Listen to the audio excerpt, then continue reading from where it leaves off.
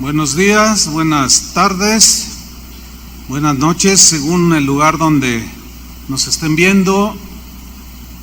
Quiero mandar un saludo a todos los miembros de Casa de Oración que nos están sintonizando y a todos aquellos hermanos que nos siguen en los más de 80 países donde escuchan las enseñanzas de Casa de Oración. Hoy continuamos con nuestro tema, nuestra serie Enfrentando tus Gigantes, con el tema número 6, que he titulado Un gigante llamado tentación. Un gigante llamado tentación. Y vamos a tomar un texto de base que está en primera carta a los Corintios, capítulo 10, versículo 13. Dice así: no os ha sobrevenido ninguna tentación que no sea humana, pero fiel es Dios, que no os dejará ser tentados más de lo que podéis resistir, sino que dará también juntamente con la tentación la salida para que podáis soportar. La tentación es algo que todos, absolutamente todos, experimentamos. Sí o sí la tentación aparecerá hoy, al rato, mañana y hasta el día que muramos. Pero hay ocasiones en que vemos a esta tentación como un gigante imposible de vencer. Tan enorme es este gigante que hace 3 años le dedicamos toda una serie a la tentación. Es una serie que usted puede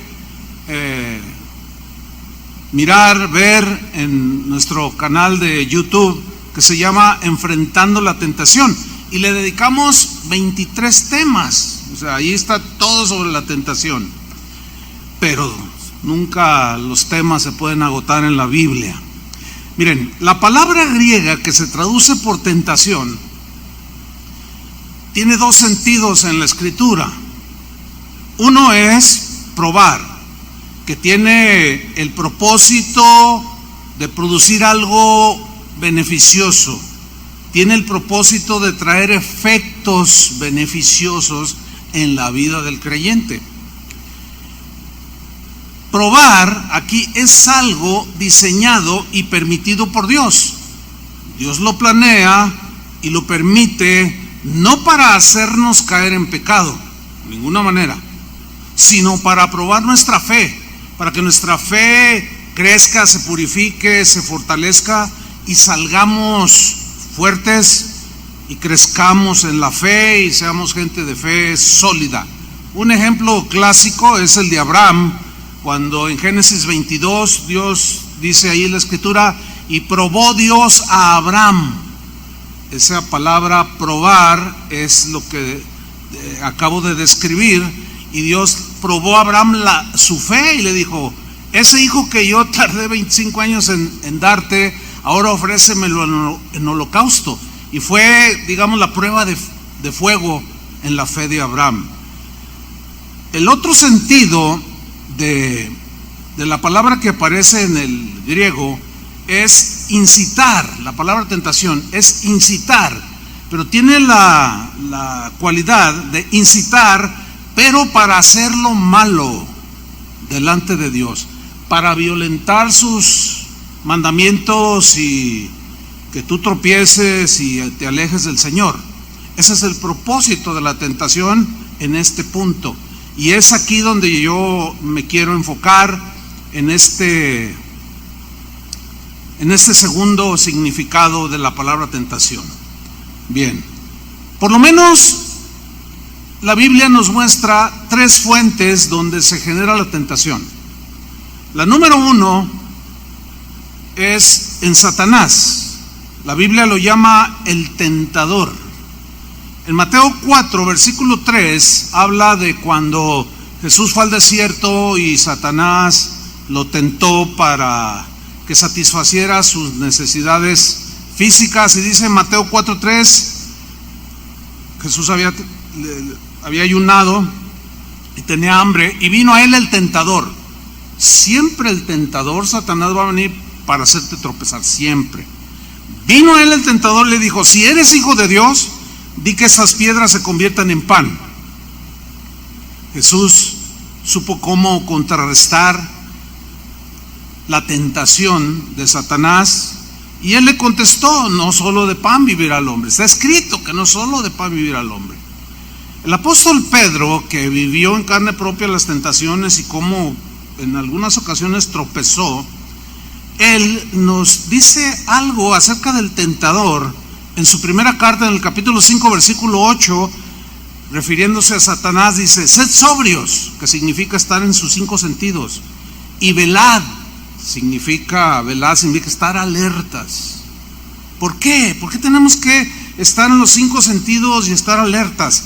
Porque vuestro adversario, el diablo, que es el tentador, es el adversario de nuestra alma, anda, dice, como león rugiente, como león, o sea, no es un león. La Biblia dice que Jesús es el león de la tribu de Judá, y el león, pues, este animal de la selva representa, como rey de la selva, representa majestuosidad, y Jesús es rey, y Satanás quiere serlo, pero jamás podrá. Por eso dice como león, como algo semejante a un león, pero no es león. Como león rugiente, sin embargo, dice Pablo, ahí anda alrededor buscando quien no está sobrio, quien anda en sus emociones o en la carne y no está alerta, no está velando, anda alrededor buscando a quien devorar. Después Pedro dice: al cual resistir firmes en la fe. Esa es la primera fuente de tentación. La segunda somos nosotros mismos. En Santiago capítulo 1 versículo 13, en la versión Palabra de Dios para Todos, nos dice así: cuando uno tenga una tentación, no diga que es tentado por Dios. Aquí el sentido de tentar es para hacer lo malo. Dice: Él, o sea Dios, no tiene nada que ver con el mal y no tienta a nadie para que peque. Hay alguna enseñanza por allí que asegura que Dios planeó todo, inclusive propició que la tentación de la serpiente con Eva, o sea que Dios es el autor de todo eso, pero eso es una aberración, porque Dios es santo. Y aquí Santiago lo entendía de esa manera y dice: no, cuando alguno tenga una tentación, no diga que es tentado por Dios. Él no tiene nada que ver con el mal y no tienta a nadie.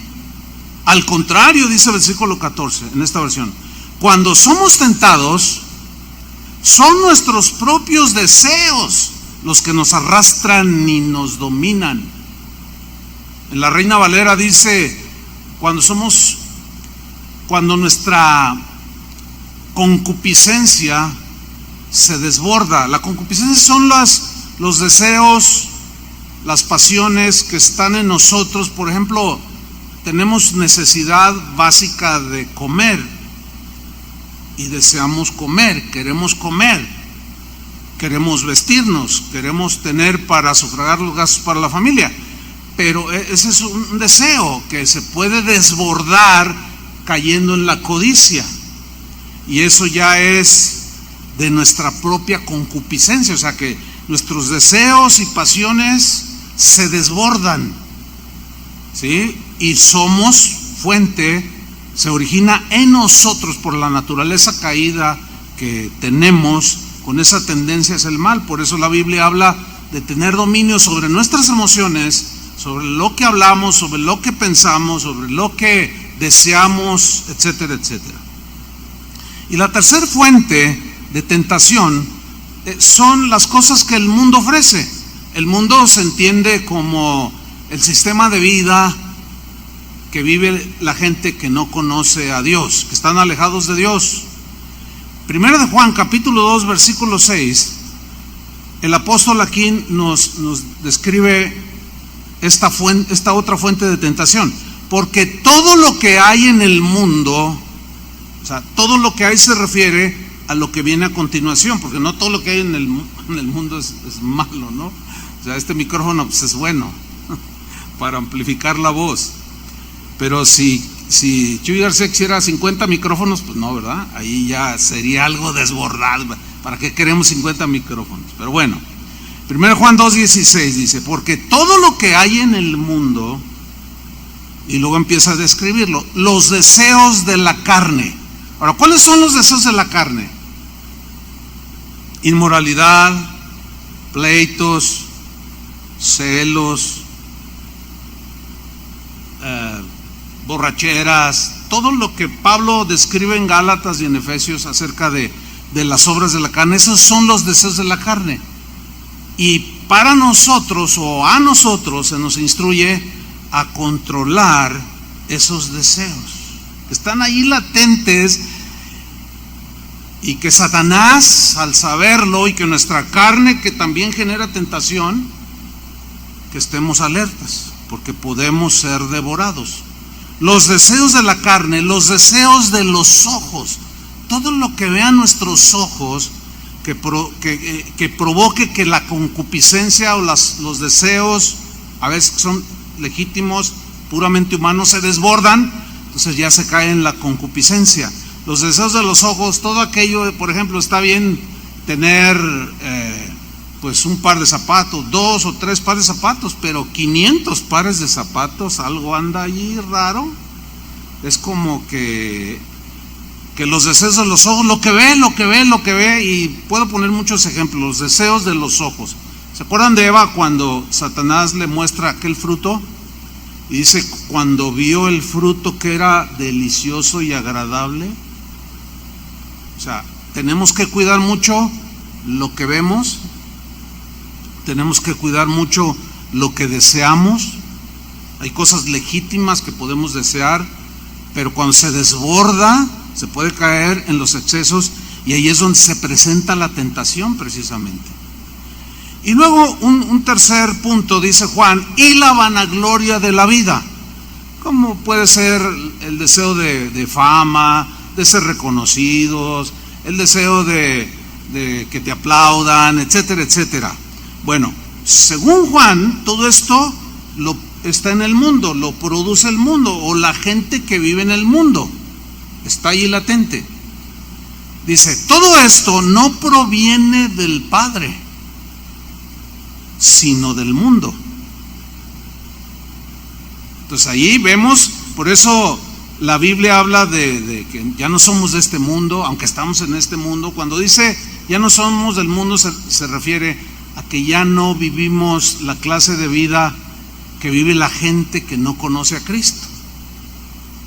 Oscar Wilde, escritor, poeta y dramaturgo irlandés, murió a fines del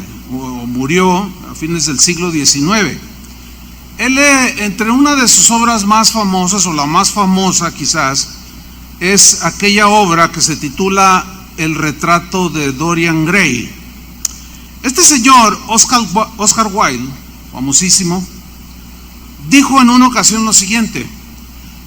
Escuchen lo que dijo: todos los deseos que tenemos y que nos esforzamos por estrangularlos, estos se multiplican en la mente y nos envenenan la mente. Que el cuerpo peque, dice, y así habrá librado su pecado. Fíjense lo que dice. Porque tal acción, o sea, pecar, es un modo de purificación. Después no queda nada, solo el recuerdo de un placer o el goce de un remordimiento. Continúa diciendo, la única manera de librarse de la tentación es sucumbir a ella. Si resistes la tentación, tu alma se va a enfermar de deseo. Yo, dijo Oscar Wilde, yo logro resistirlo todo, menos la tentación. Bueno, él se refería a su homosexualidad. A pesar de ser un hombre casado, con 2 hijos, dice su biografía que Oscar Wilde se paseaba con sus amantes muy jóvenes, más jóvenes que él, casi niños, jovencitos. Se paseaba con sus amantes a plena luz del día, se jactaba de ser un sodomita, así lo decía él, sin recato alguno. Bueno, en una ocasión el padre de uno de estos jóvenes amantes de Oscar Wilde lo metió a la cárcel por 2 años. Cuando él salió, él había vivido una vida de lujos, porque él ganó mucho dinero, era inmensamente rico por sus obras que eran muy bien aceptadas. Y después de haber vivido con lujos, pues su vida se vino abajo totalmente. Murió en la miseria, en un cuartucho de un hotel maloliente a los 46 años, muy joven. La tentación lo mató. Le sucedió lo que dice aquella frase de un cantautor que en alguna ocasión, o antes de ser cristiano, yo escuchaba, que dice: pruébame, dijo el veneno. Y Oscar Wilde lo probó y lo mató.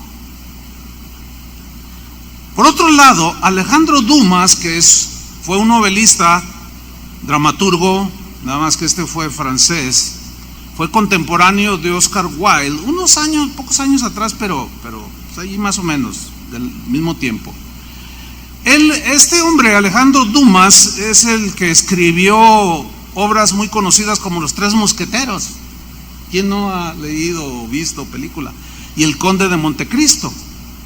Bueno, este hombre, a contrario de Oscar Wilde, dijo lo siguiente, refiriéndose a la tentación, quizá como contradiciendo, no lo puedo saber, pero ahí está en sus obras escrito.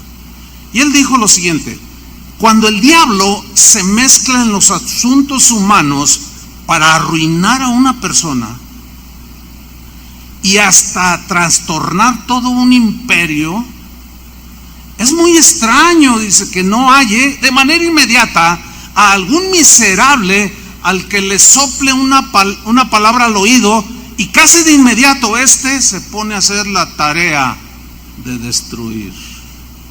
Él hablaba de la tentación para calumniar, la tentación para murmurar o mentir a otros. Bueno, eso fue lo que le sucedió a los israelitas. Cayeron en la tentación de manera constante. Ellos murmuraron, se quejaron, cometieron inmoralidad, entraron en la idolatría, etcétera, etcétera. La rebelión los llevó a la desobediencia. La desobediencia dañó su fe, que se anuló y cayeron en la incredulidad. Todo esto los debilitó y fueron vencidos fácilmente por el gigante de la tentación.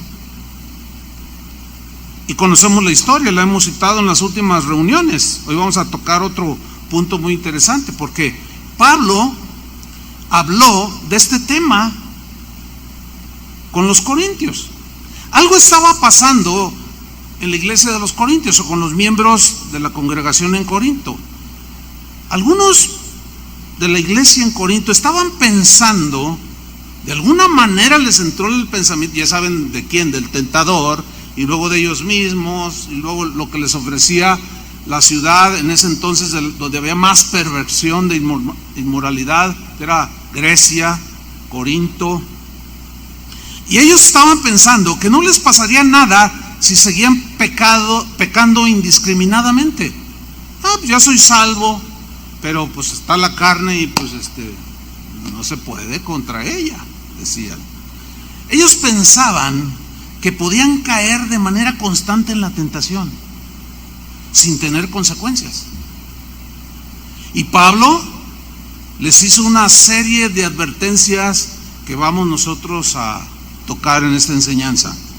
1 Corintios capítulo 10, versículo 1. Les dijo Pablo: porque no quiero, o sea, no es mi deseo y era el deseo de Dios, Dios tampoco quiere.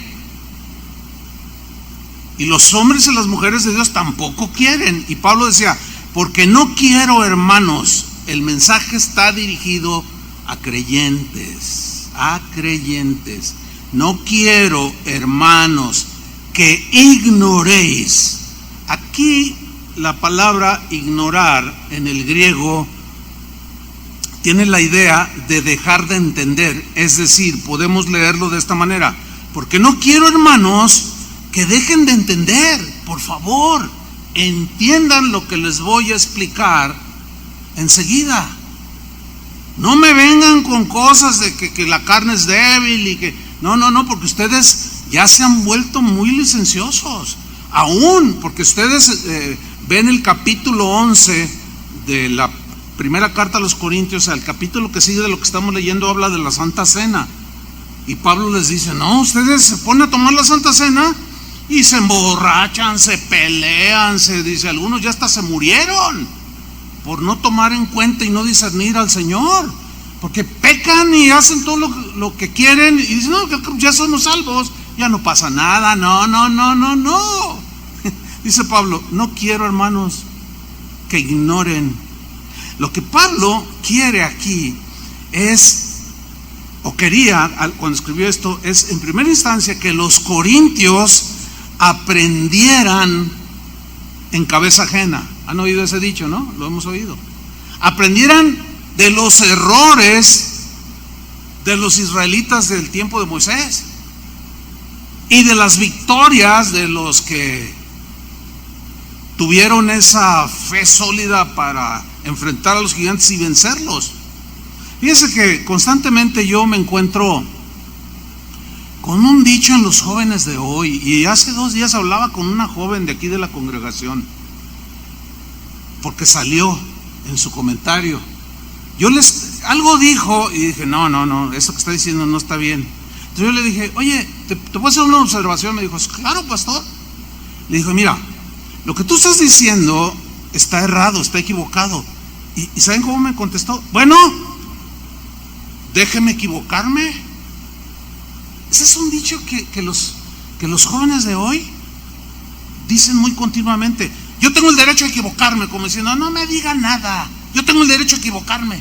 Me dijo: órale, eso lo he escuchado un montón de veces, pero no es muy sabio esa filosofía, tengo el derecho a equivocarme.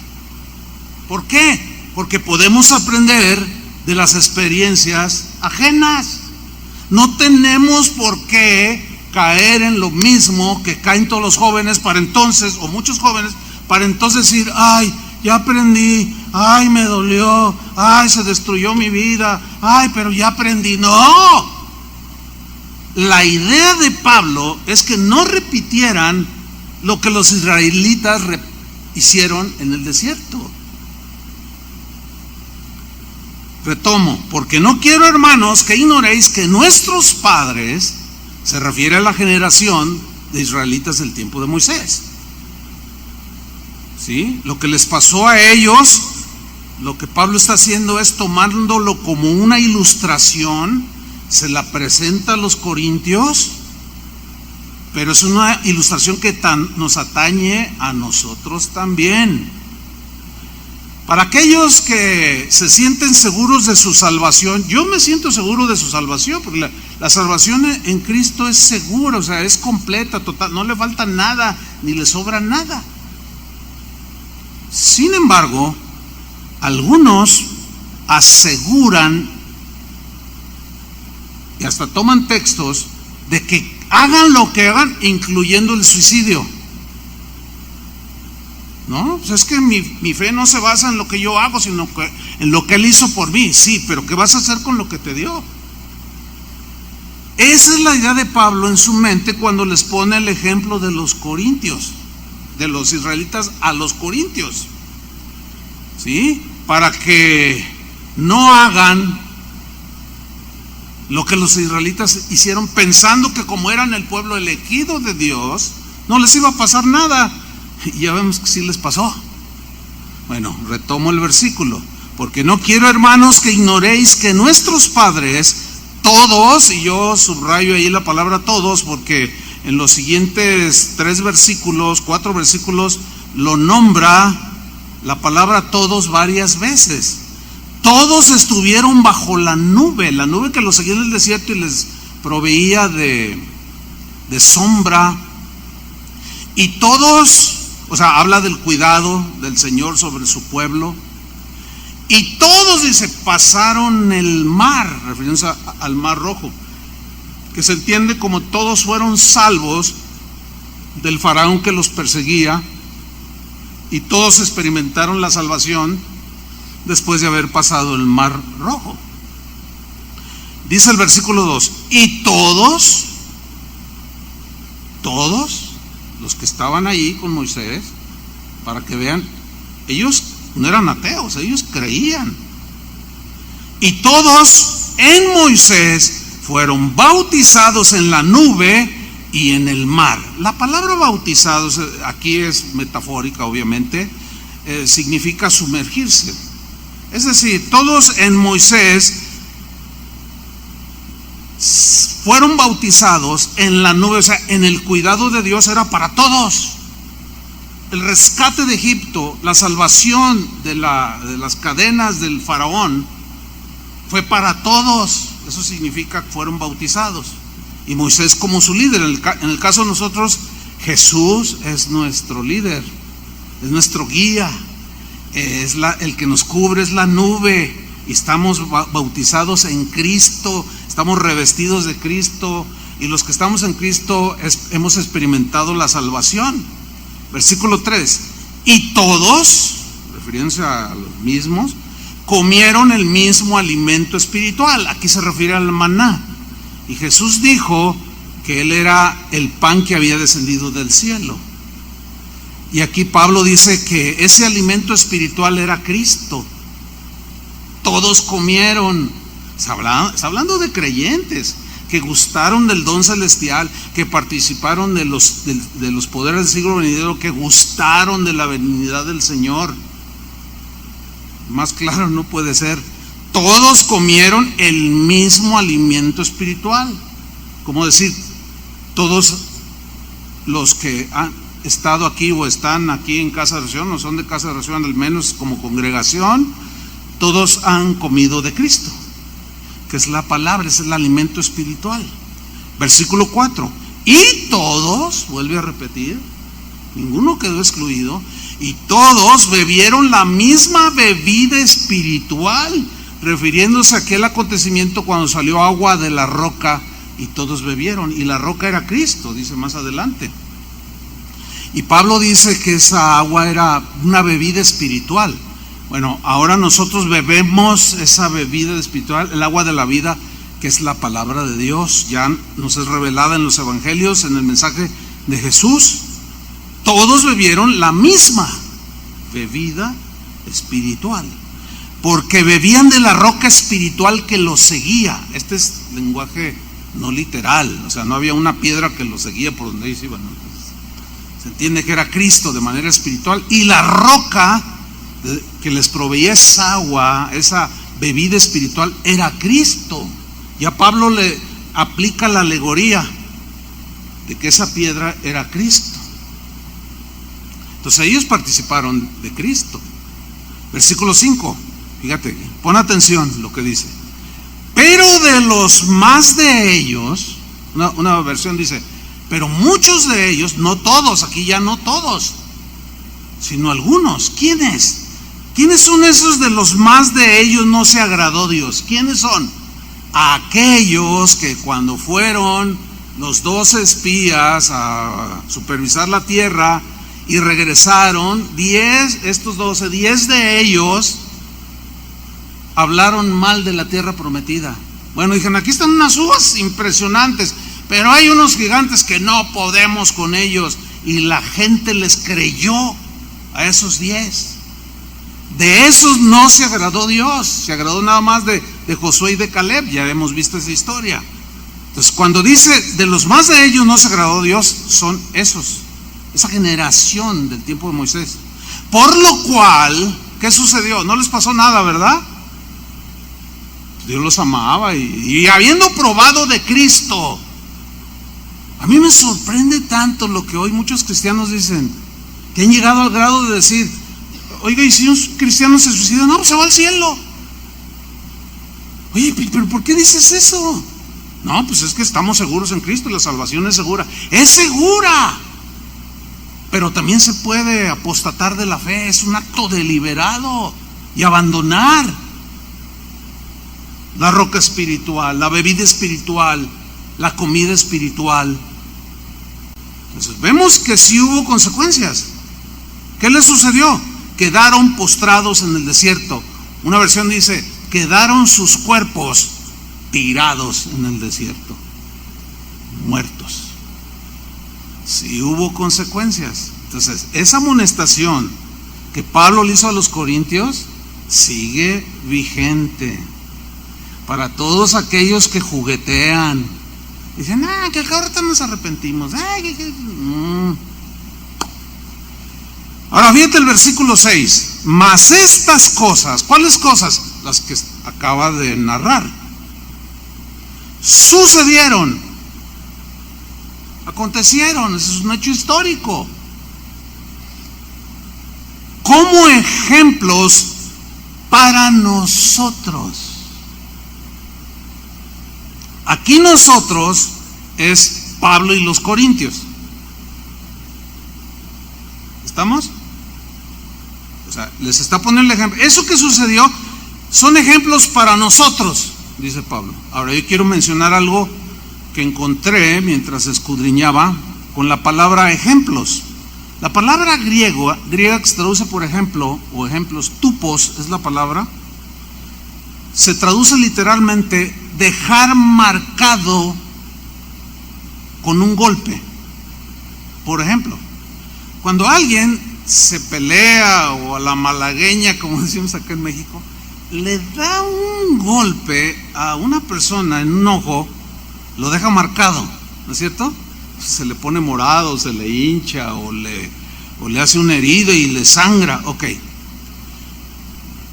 Significa aquí dejar marcado con un golpe.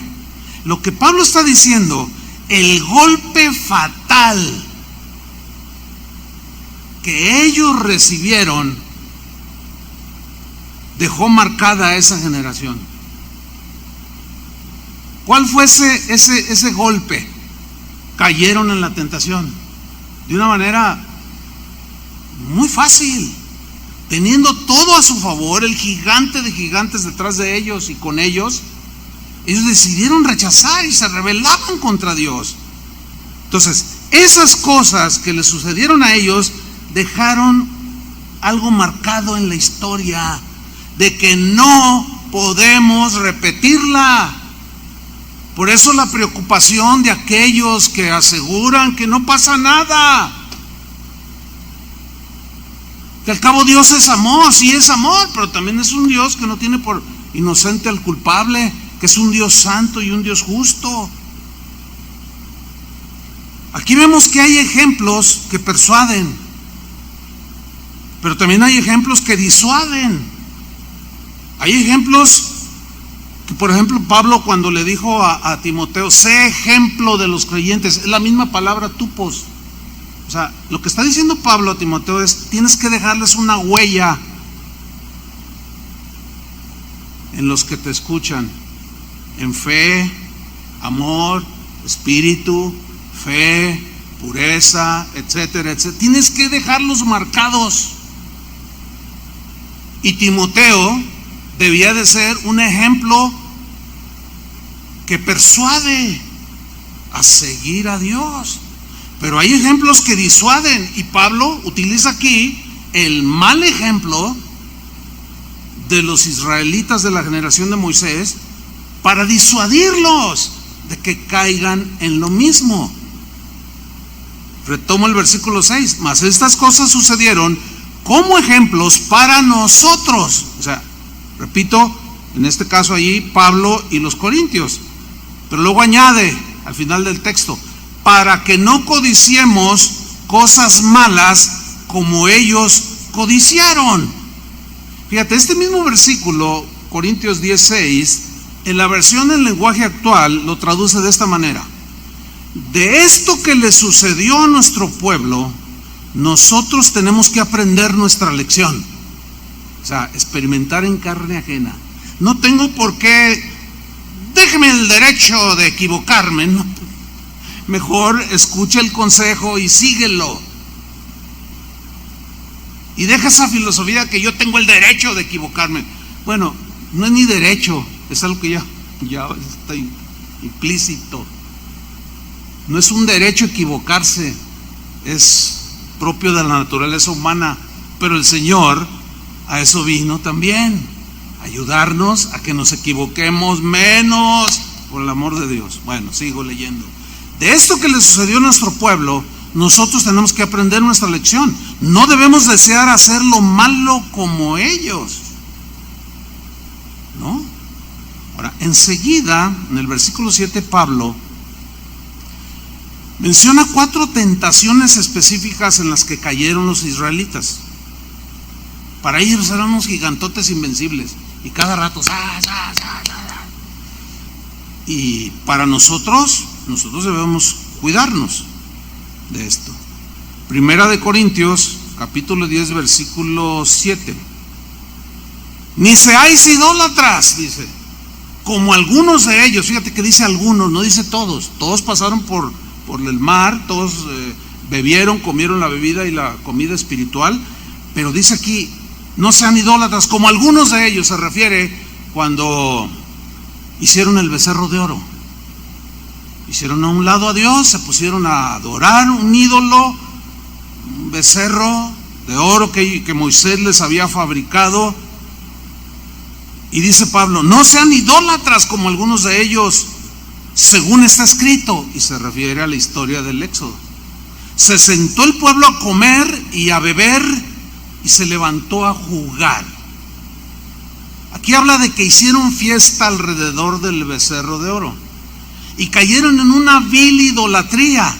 Aquí la frase se levantó a jugar, si ustedes lo estudian en el hebreo, tiene una implicación de brincar, de danzar, pero de una manera alocada, no en un orden, y hasta con movimientos sexuales o sensuales, mejor dicho, provocativos, sin recato alguno. Se empezaron a contorsionar de una manera muy desagradable. Alguno puede decir, no, pues yo ya salí de la idolatría, hermano. Yo cuando conocí al Señor ya salí de la idolatría. Pero déjeme decirle, si la Biblia, ¿qué es un ídolo primero? Un ídolo es todo aquello que toma el lugar de Cristo. Eso es idolatría. Y hay muchas maneras de caer en la idolatría. Por ejemplo, la Biblia dice que la avaricia es idolatría. Es poner al Dios dinero en el lugar que le corresponde al Dios verdadero. Entonces, alguien puede decir, yo soy un creyente, pero si es un codicioso, un avaricioso, es un idólatra. ¿Y qué me dice de algo que yo viví y que he compartido en otras ocasiones? De aquel evento que estuvimos en Sudamérica y que al llegar, esto me sucedió cuando pues, andábamos en la farándula cristiana. Bueno, yo seguía a Chuy García. Y llegamos a un estadio donde iba a ser una reunión, y la gente cuando nos vio nos gritaba y nos hacía así. Los que estaban cerca de nosotros nos tocaban y literalmente se untaban así. Yo les lo he contado una buena cantidad de veces. Nos agarraban y luego se untaban. ¿Qué es eso? ¿Qué es eso? Es idolatría. En ese mismo evento, por ahí acaban de subir un video, eso fue en los años 90, hace muchos años. Ahí mismo yo dije algo al respecto. Ya ni me acordaba de lo que yo había dicho allí. Pero en una ocasión, fíjese, escuché un testimonio aterrador. Pues un hermano le dan, en una iglesia que yo andaba por ahí visitando, le dan el espacio para que testifique. Y vean lo que testificó. Dice, hermanos, fui a un concierto, al concierto de la semana pasada. Dice, Y miren, hermanos, yo estaba ya pues, lejos de la plataforma, pero yo le dije: Señor, dame el privilegio de estar cerca allí. Como pude, me acerqué porque había un gentío enorme allí. ¿Y qué creen, hermanos? Logré acercarme con el hermano, no lo voy a mencionar, porque no tiene caso, ¿para qué? Dice, y logré ponerme enfrente de él, y logré, hermanos, miren, y traía su Biblia. Dice, puso su firma en mi Biblia, hermanos, y todos, yo dije, no es posible, qué testimonio, ¿no? Bueno, yo dije, híjole, ¿qué hago, Señor? ¿Digo algo ahorita que predique o qué? No, cállate, me dijo, no te van a hacer caso. Bueno, no dije nada. Pero después un hermano que estuvo ahí en esa reunión me escribió y me dijo, ¿qué cree, hermano? ¿Qué pasó durante la semana? Yo llegué a mi casa y me escribió como el sábado. Me dice, ¿qué es lo que pasó en mi casa? En mi casa, en la iglesia, dice. ¿Qué pasó? ¿Se acuerda del hermano ese que le firmaron, el cantante este famosísimo, su Biblia? Se la robaron. Entraron a su casa y se la robaron. Y pues la policía fue lo único que se robaron, pero pues el hermano fue y puso la denuncia porque pues era un tesoro para él, la firma, no la Biblia, la firma del cantante cristiano. La policía investigó y agarraron al ladrón, era un hermano de la congregación. No me diga que eso no es idolatría, por favor. Vil idolatría que hace que el corazón de un cristiano se perturbe de la idolatría que hay entre nosotros. ¿Cómo no? Por supuesto que sí. Y el que diga que no existe esto, porque está ciego. Y Pablo dice, no sean idólatras como algunos. Y yo no estoy diciendo que todos los cristianos.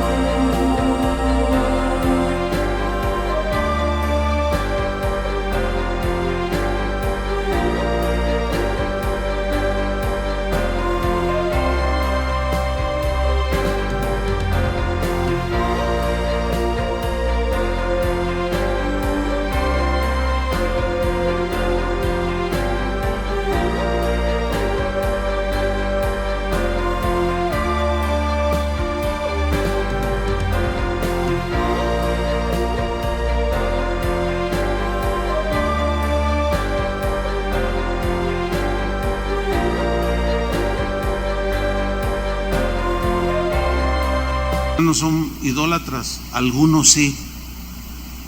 Dice el versículo 8, ni forniquemos. O sea, fíjate, la idolatría los llevó a relaciones sexuales ilícitas, porque fue en ese mismo acontecimiento. Ni forniquemos, o sea, inmoralidad de tipo sexual. Como algunos de ellos, no todos, fornicaron y cayeron en un día 23,000. Ahí cayó el juicio de Dios sobre 23,000 israelitas que habían probado la bebida espiritual, habían comido la bebida espiritual, habían caminado bajo la nube que era Cristo.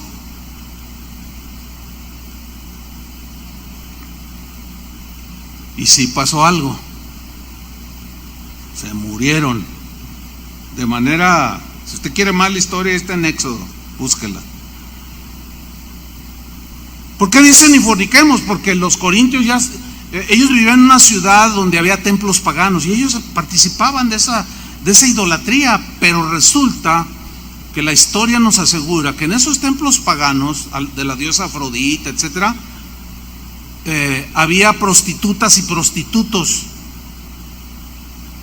que los que iban a adorar esos dioses falsos tenían relaciones. Era una cosa indescriptible, vergonzosa. Y ellos, acostumbrados a participar, bueno, y ahora ya estaban en Cristo, y dicen, bueno, pero pues es que el cuerpo, porque había filosofías ya de algunos griegos, de algunos filósofos griegos que aseguraban que pues lo que importa es el espíritu, la carne pues esa es débil y esa hay que pues satisfacerla para que, y el que peque o el que tenga relaciones sexuales aunque sean ilícitas, pues no pasa nada, porque el cuerpo pues se muere y se hace polvo. Y Pablo dice, no, están muy equivocados. Y luego dice en el versículo 9, ni tentemos al Señor. Aquí tentar es provocar. Se refiere a la provocación en el desierto, cuando le decían a Dios, a ver, ¿acaso Moisés, Dios puede poner mesa en el desierto? A ver, que nos demuestre. Y provocaron a Dios. Y la Biblia lo pone como tentaciones. Dice, como también algunos de ellos le tentaron, o sea, lo probaron, lo desafiaron y perecieron por la serpiente. ¿Ven que sí pasan cosas? Yo le hago un llamado a los jóvenes y más a los de casa de oración. Muy serio llamado. Sí pasa, jóvenes. No permitan que el tentador venga y le susurre al oído por la boca de algunos jóvenes que se digan cristianos y usan drogas y se emborrachan y tienen relaciones sexuales y tocan en los grupos de alabanza, y tú te quieres poner así como, oye, no, pero eso no está bien. No, ¿cómo no? Mira, aquí estamos, Dios es amor, no pasa nada. Sí pasa, y mucho. Perecieron por las serpientes. Versículo 10, ni murmuréis como algunos de ellos murmuraron y perecieron por el destructor. Aquí es una alusión a Coré, cuando murmuró contra Moisés. Datán y Abiram, cuando se levantaban. La misma María, hermana de Moisés, cuando se levantó contra Moisés, se llenó de lepra. Sí pasa, hermanos, por el amor de Dios. Y estas cosas se escribieron como ejemplos para nosotros. Dice en el versículo 11, y estas cosas les acontecieron a esa generación, les sucedieron como ejemplo, o sea, un ejemplo del cual yo los quiero disuadir, decía Pablo a los corintios. Les quiero advertir, aprendan en cabeza ajena con el mal ejemplo de la generación de Moisés. Esas cosas les acontecieron como ejemplo y están escritas. Ahí está en el Éxodo, en el Pentateuco, quedaron escritas. Y están escritas para amonestarnos, para llamarnos la atención, para advertirnos, dice Pablo, a nosotros. Aquí nosotros es Pablo y los corintios.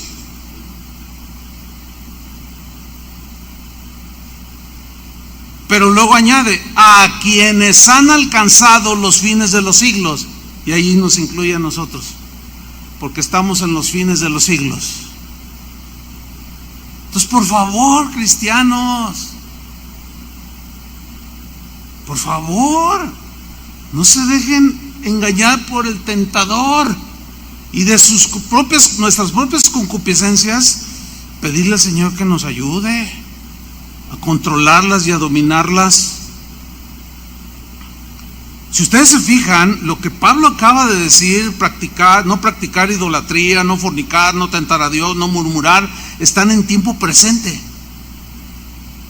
Ni forniquemos, ni murmuremos, ni no seáis idólatras, tiempo presente. En el griego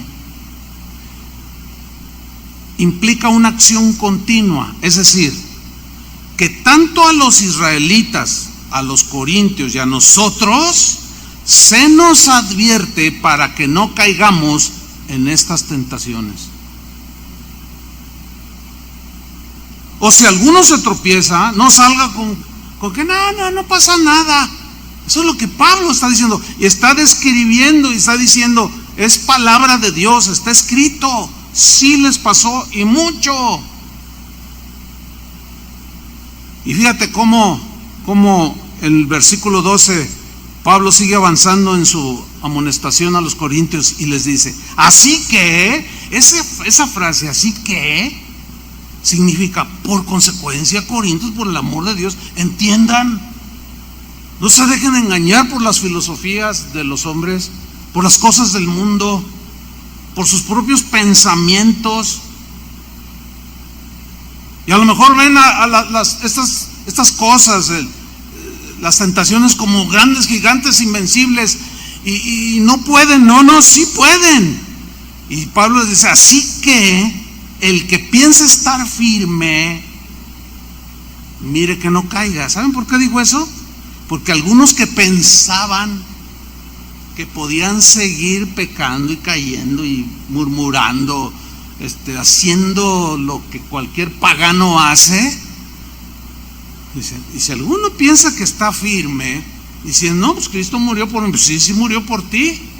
No, ya no me pasa nada porque yo, dice, mire que no caiga.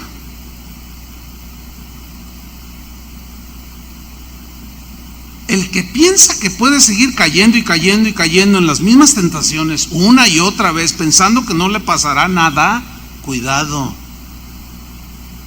El que piensa estar firme, mire que no caiga, porque puedes quedar postrado a las puertas de la tierra prometida. Y no es cuestión de la salvación de Cristo, es cuestión de que te dejaste llevar por tus pasiones y deseos. Algunos, como Oscar Wilde, argumentarán que no pueden resistir la tentación. No, pues yo soy como Oscar Wilde. Pero Pablo todavía no termina. Veamos el versículo 13, que es el texto de inicio. Versículo 13. Miren, Corintios, dice, ustedes que argumentan todo eso, les voy a decir algo. No os ha sobrevenido ni una sola tentación que no sea humana. ¿Qué les parece ese texto? O sea, no, es que no puedo, es que está grandotota, es que es invencible, es que cada vez que se me presenta allí, no puedo decir que no. Es irresistible la tentación. Como una vez un muchacho de aquí de la congregación, hace algunos años me comentaba, ay pastor, dice, yo soy bien fornicario. Ay, híjole. O sea, me la soltó así, yo soy bien fornicario. Dije, oye, pero a ver, ¿cómo? ¿Eres cristiano? Sí, claro, yo soy cristiano, pero no puedo dejar de fornicar. Pero, a ver, ¿de qué me estás hablando? No, pues es que las chavas de ahora pues son muy libertinas y pues es mi debilidad. No puedo resistirme. Amo a las mujeres. Le dije, a ver, hazte para acá, porque estaba hablando un poco fuerte, estábamos por allí. Y me agarré un tiempo para explicarle aquí de los corintios. No os ha sobrevenido. En el griego se puede traducir como no os ha sorprendido o acontecido. No. Ninguna tentación, ni una sola que no sea humana. En la versión al día, la frase que no sea humana significa que no sea común al género humano. En la versión lenguaje sencilla dice que otros no hayan tenido. O sea, en todos los seres humanos experimentamos las tentaciones. Unos de una manera, otros de otra. Para alguien, la inmoralidad, la fornicación puede ser la tentación, como este muchacho que les decía, que era irresistible para él, que no podía decir que no, porque ¿a quién le dan pan que llore? Otros puede ser el mentir, otros el robar, otros el comer. Por más que quieren meterse a Dios.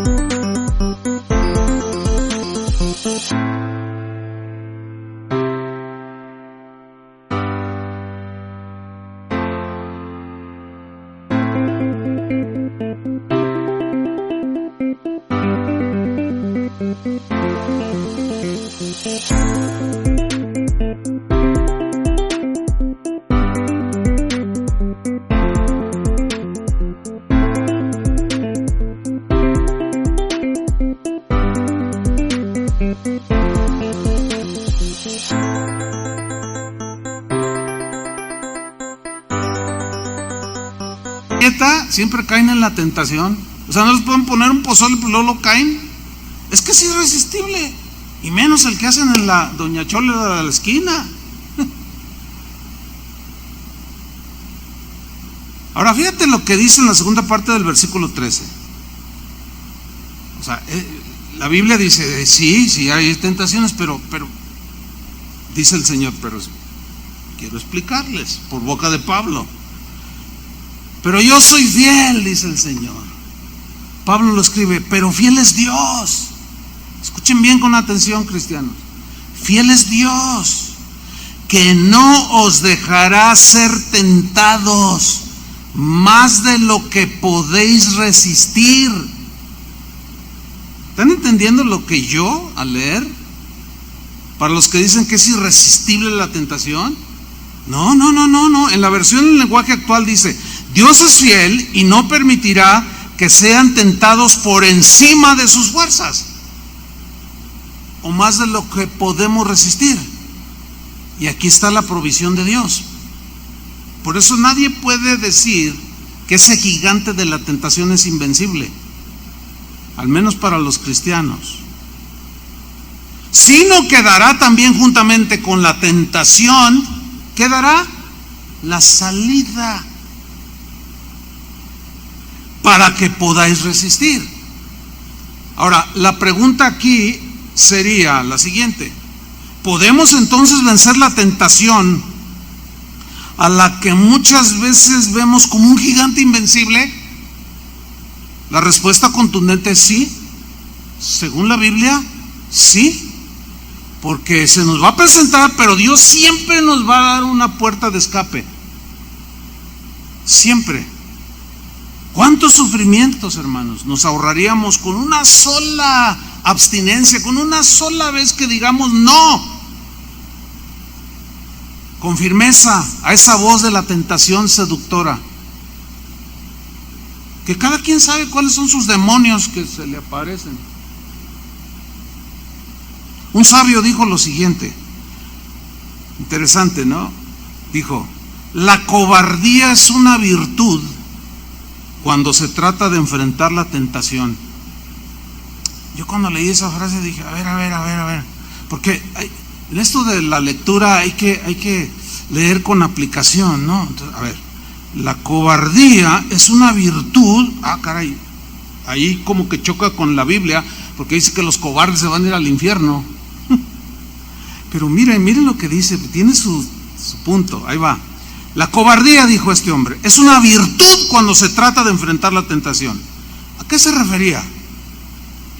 Este hombre, pienso, se refería a la tentación como un gigante tan grande y tan imponente al cual no lo puedes enfrentar cara a cara porque te hace pedazos. O sea, no lo vas a poder enfrentar como David lo hizo con Goliat.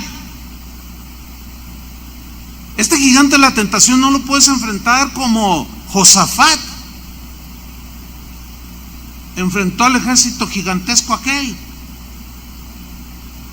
No, a este gigante de la tentación, aquí sí se va a hacer cobarde. ¿Qué es lo que hace un cobarde? Huye. Y eso es lo que dice precisamente la Biblia. Dice el versículo 14 Pablo: por tanto, amados míos, huid. O sea, córrele, sal, corre. Mira, este es cuando a la tentación no la enfrentas así, híjole, pues es que yo soy bien bailarín y me gusta tomar y ay, entonces voy a ir ahí a los santos y me voy a parar ahí en los santos y va a estar el chun y ay, eso es mi. Entonces yo me le voy y hasta que lo venza, no, vas a terminar bailándole y tomándole. ¿Cuántos no han caído en eso? Oye, ¿qué haces ahí? No, pues no hago nada, yo voy con mis amigos y ellos están tomando y están diciendo, ay, por favor, o sea, ¿quién se mete a una mina de carbón y no sale tiznado? ¿Quién no se acerca a un fuego y no sale quemado? Pues, por favor, no, a la tentación, fíjate, aquí Pablo dice, huid de la idolatría. Y hay una tentación a idolatrizar al pastor, al cantante, cosas. Huye, sal, o sea, está la tentación, date la media vuelta y sal corriendo. Fíjate, en 1 Corintios también, pero en el capítulo 6, versículo 18, Pablo dice, huid de la fornicación, huid. ¿Cómo que a quién le dan pan que llore? Y ahí está la muchacha descocada y ahí está sin escrúpulos. Y aún puede ser cristiana, insinuándote. ¿Y qué vas a hacer? ¿Vas a enfrentar ese gigante? No, te va a vencer. Mira, vamos a hablar tú y yo a discutir este asunto, pero vamos a un lugar solos. Bueno, pero no voy a hacer nada, No, muchacho o varón, no. En ese momento le dice, ¿sabes qué? Ahí nos vemos y sal corriendo. Sé un cobarde allí, sí. Huí, dice, de la fornicación. Cualquier otro pecado que el hombre cometa está fuera del cuerpo, mas el que fornica contra su propio cuerpo peca. Y en el mismo Corintios, Pablo dijo, somos templos del Espíritu Santo, y el que destruye el templo del Espíritu Santo, Dios, ¿qué dice? Lo destruirá. Entonces, por favor, no digan que no pasa nada. A Timoteo, en 2 Timoteo 2:22 le dijo, huye de las pasiones juveniles. Huye de las pasiones juveniles. El Señor, por medio de Santiago, el apóstol, dijo en su carta, Santiago 1:12, bienaventurado el varón que soporta la tentación. Hablando de todo tipo de tentación, pero en el caso de la inmoralidad, la idolatría, esos pecados no los puedes enfrentar así, a ver, órale, vamos a ver de cómo nos toca, no, porque te va a ganar. A esos tienes que salir corriendo.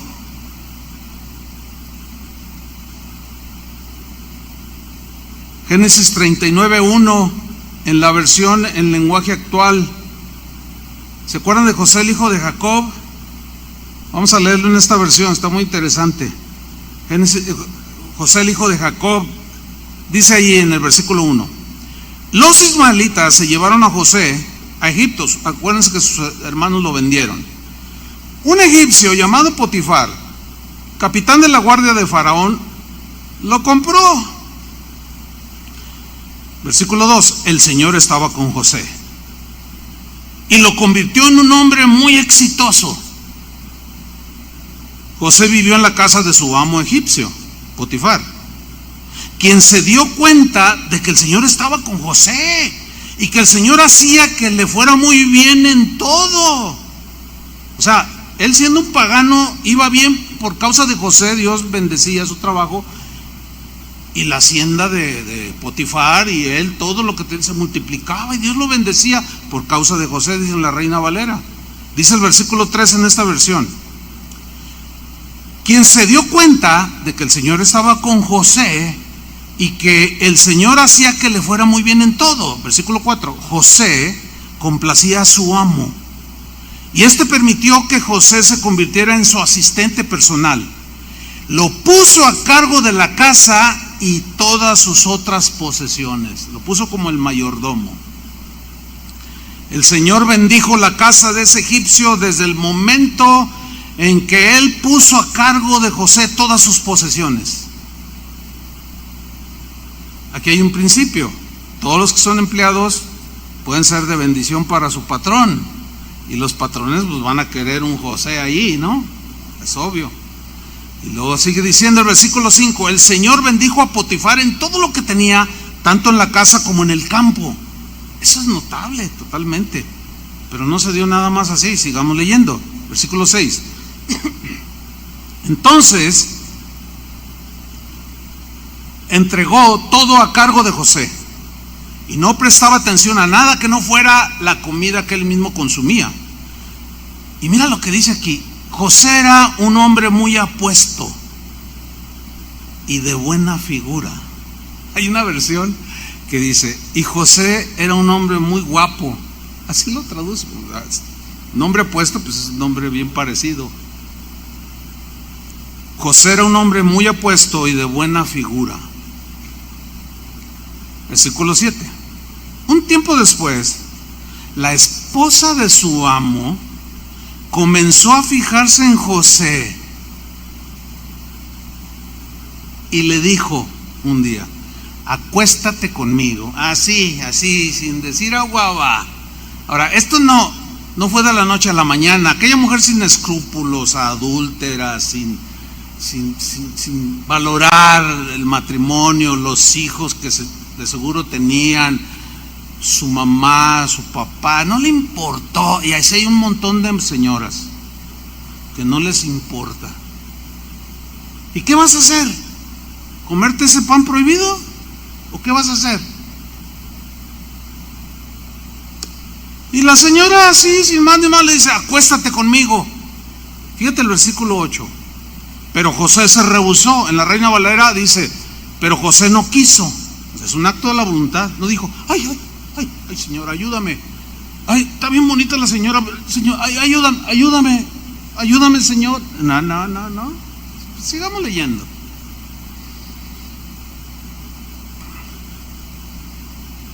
Estoy en el versículo 8.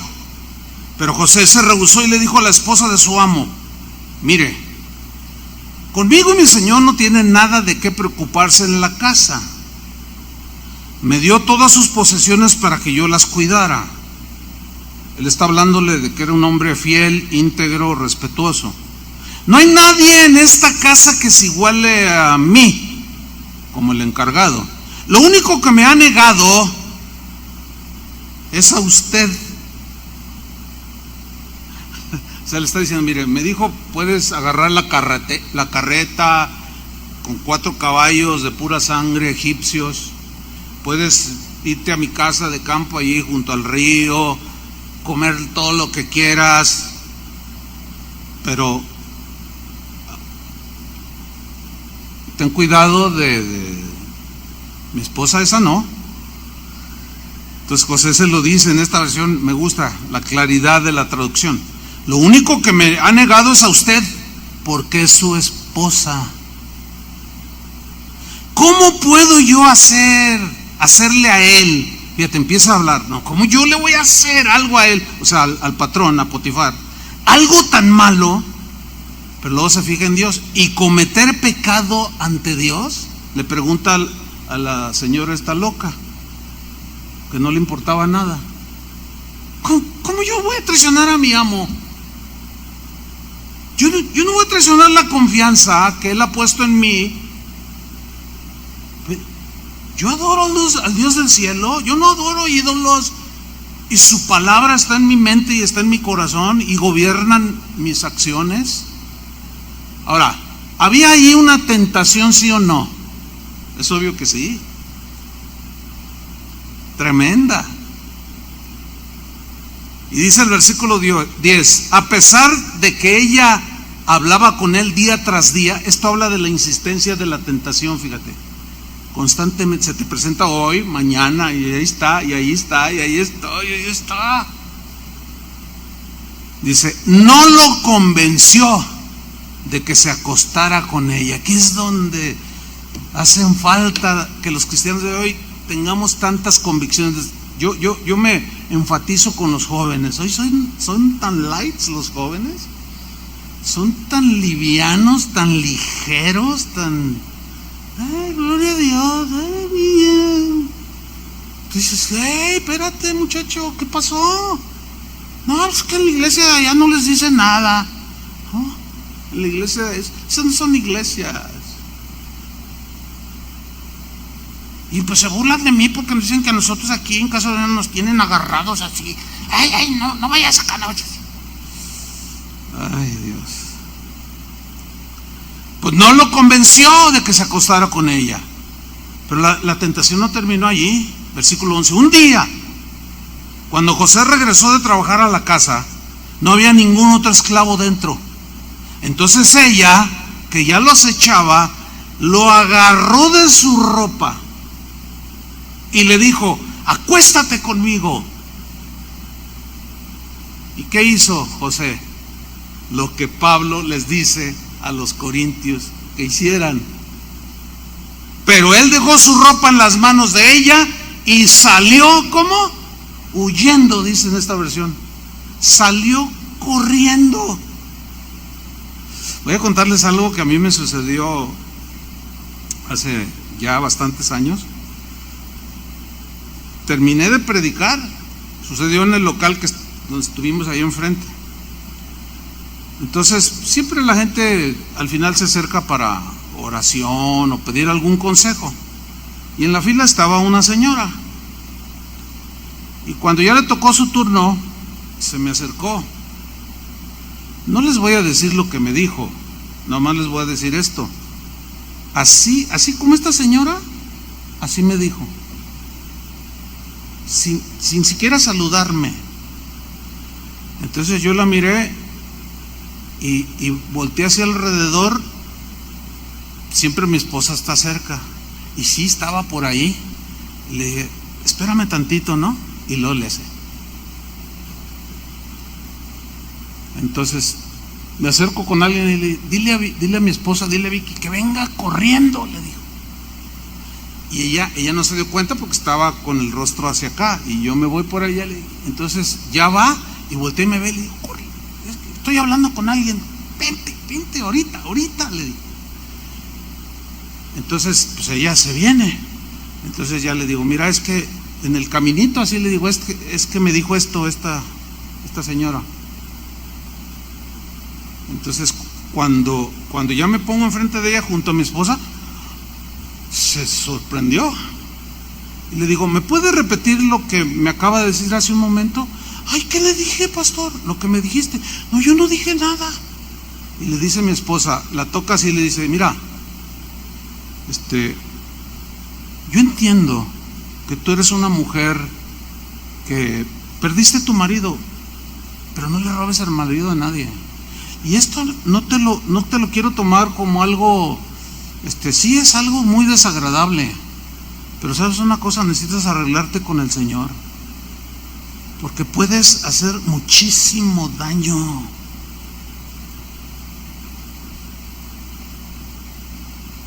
La señora no estaba de mal ver, pero hermanos, el que diga que no es tentado está mintiendo. Todos somos tentados, pero ¿qué vamos a hacer? Lo que hizo José, lo que Pablo le dijo a los corintios que hicieran: huyan, huyan. Más vale que digan: aquí corrió que aquí quedó. Huye, huye y refúgiate en el Señor. Él te va a ayudar, Él te va a guardar. Hebreos 2:18 dice: pues en cuanto Él mismo, refiriéndose a Jesús, padeció siendo tentado, es poderoso ¿para qué? Para socorrer a los que son tentados. Entonces, ¿a quién vamos a ir? Al Señor. Hebreos 4:15: porque no tenemos un sumo sacerdote que no pueda compadecerse de nuestras debilidades humanas, sino en uno que fue tentado en todo según nuestra semejanza, pero sin pecado. O sea, a Él debemos de correr inmediatamente. Cuando te sientas tentado, huye.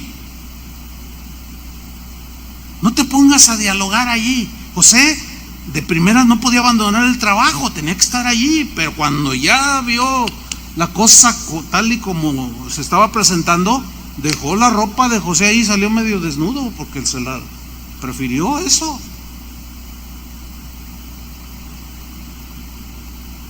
Y terminemos orando como Jesús nos enseñó. En la versión en lenguaje actual, Lucas 11:1 dice: un día estaba Jesús orando en cierto lugar. Al terminar su oración, uno de sus discípulos le dijo: Señor, enséñanos a orar, como Juan enseñó a sus discípulos. Les dijo: cuando oren, digan: Padre, santificado sea tu nombre, venga tu reino, danos cada día el pan que nos corresponde, perdónanos nuestros pecados, porque también nosotros perdonamos a todo el que nos debe o nos ofende. Y mira la oración que dijo Jesús que hiciéramos: y no nos dejes caer en la tentación. Ayúdanos, Señor. Así como aquel hombre dijo: ayuda mi incredulidad. Así como los discípulos dijeron: aumentanos la fe. Así también, Señor, no nos dejes caer en tentación y líbranos del mal. Es en el versículo 5. No nos dejes, Señor. Entonces, si es un gigante la tentación, pero no te pongas a platicar con él, no te pongas a dialogar con él, no quieras hacer las paces con él, ni mucho menos te pongas a darle una trompada, porque nomás te va a aplastar, así como cuando aplastas las hormigas que se suben a tu mesa. No, mejor sal corriendo. Y no importa que digan cobarde, porque la señora esa después fue y le dijo a su esposo: fíjate que José quiso abusar de mí, señora mentirosa. Y luego vendrá la calumnia. ¿Y cómo que quiso? Sí, y mira, aquí tengo su ropa, que ya se había desnudado y quería que me acostara con él. No, José fue a dar a la cárcel. Pero su testimonio delante de Dios quedó en pie. Este es un ejemplo que marca, es un ejemplo que persuade. Y el ejemplo de Pablo a los corintios